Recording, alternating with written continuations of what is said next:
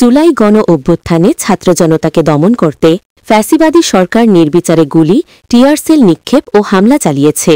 প্রতিরোধ করে তোলা ছাত্র জনতা পিছু না হটে মোকাবিলা করেছে পরিস্থিতি। কারফিউ ভেঙে তারা রাজপথে নেমেছে। হেলিকপ্টার থেকে গুলিবর্ষণ করা হয় ছাত্র জনতার ওপর।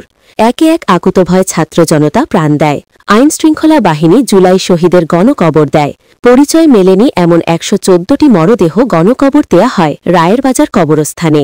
আদালতের নির্দেশে রবিবার জুলাই গণ অভ্যুত্থানে শহীদ অজ্ঞাতনামা ১১৪ জনের পরিচয় শনাক্তে মরদেহ উত্তোলনের কাজ শুরু হয়েছে। স্বজনদের সঙ্গে নিহত ব্যক্তিদের ডিএনএ নমুনা মিলিয়ে এই ১১৪ জনের পরিচয় শনাক্ত করা হবে। রাজধানীর রায়েরবাজার কবরস্থান থেকে মরদেহ উত্তোলনের কাজ শুরু করেছে পুলিশের অপরাধ তন্ত্র বিভাগ সিআইডি।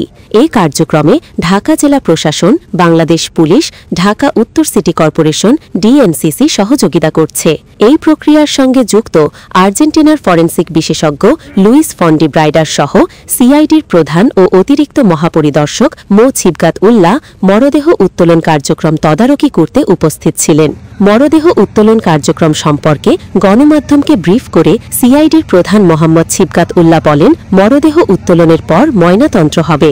এরপর ডিএনএ নমুনা সংগ্রহ করে স্বজনদের সঙ্গে মিলিয়ে ধর্মীয় রীতি অনুযায়ী দাফন করা হবে। এখানে নাম না জানা অনেকে শুয়ে আছেন, যাদের পরিচয় তখন যাচাই বাছাই করা হয়নি। এখানে এই কবরস্থানে তাদেরকে রাখা হয়েছে। আমরা এটি মনে করতাম এটি আমাদের জন্য একটা গভীর ক্ষতি সৃষ্টি করেছিল। আমরা সরকারের পক্ষ থেকে আমরা এটি নিয়ে এতদিন ধরে কাজ করেছি। আমাদের সাথে আসছেন আন্তর্জাতিক বিশেষজ্ঞ, office of the high commission of the human rights. ওনারা কিন্তু এসেছেন সুদূর নিউজিল্যান্ড থেকে। আজকে থেকে যে কাজটি শুরু হবে আমরা জানি না কতদিন লাগবে।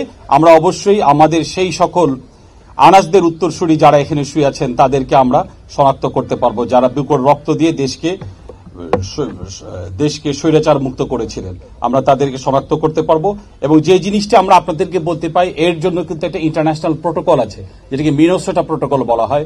সেই প্রোটোকল অনুযায়ী আন্তর্জাতিক প্রত্যেকটা স্টেপ লক্ষ্য করে আমরা কিন্তু আমাদের বিশেষজ্ঞ আন্তর্জাতিকভাবে, উনি 40 বছর ধরে এই কাজে প্রায় 60টির মতো দেশে কিন্তু এই কাজ করেছেন, এই কাজে নেতৃত্ব উনি দিয়েছেন।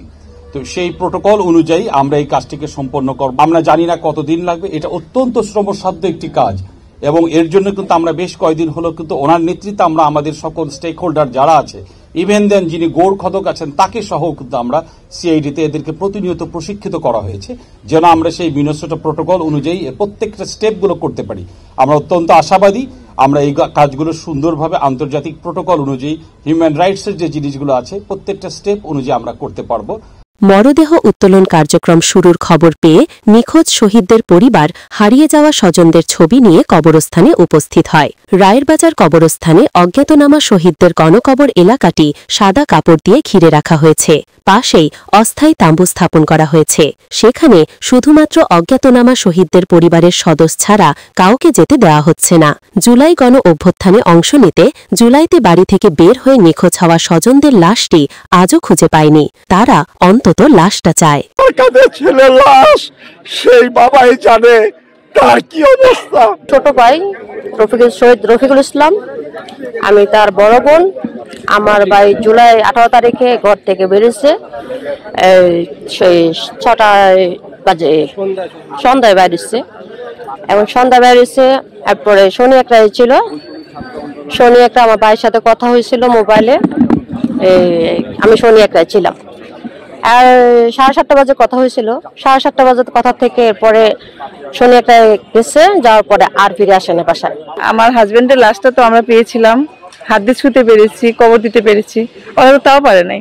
ওদের কষ্টটা আমরা বুঝি যে 140টা লাশ ওরা কোন জায়গায় যেয়ে দাঁড়াবে যে এটা আমার সন্তানের লাশ, এটা আমার হাজবেন্ডের লাশ। ওরা শুধু পাগলের মতো দৌড়ায়। আন্তর্জাতিক মিনেসোটা প্রোটোকল অনুযায়ী মানবাধিকারের বিষয়গুলো নিশ্চিত করেই কাজটি শেষ করা হবে। ঘটনাস্থলে উপস্থিত আন্তর্জাতিক ফরেনসিক বিশেষজ্ঞ লুইস ফন্ডি ব্রাইডার 40 বছর ধরে বিশ্বের 65টি দেশে এ ধরনের কার্যক্রমে নেতৃত্ব দিয়েছেন।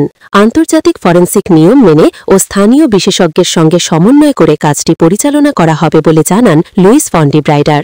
ঢাকা মেডিকেল কলেজ হাসপাতাল, শহীদ সোহরাওয়ার্দী মেডিকেল কলেজ হাসপাতাল, সলিমুল্লাহ মেডিকেল কলেজ ও মুগদা মেডিকেল কলেজ হাসপাতালের ফরেনসিক বিভাগের চিকিৎসকেরা এই কার্যক্রমে অংশ নেন। সংশ্লিষ্ট সূত্র জানিয়েছে, কাজটি শেষ করতে কতদিন লাগবে আমরা জানি না, তবে আমরা বিশ্বাস করি যারা রক্ত দিয়ে দেশকে স্বৈরাচার মুক্ত করেছিলেন তাদের আমরা শনাক্ত করতে পারব। ডেস্ক রিপোর্ট, বাংলার গেজেট।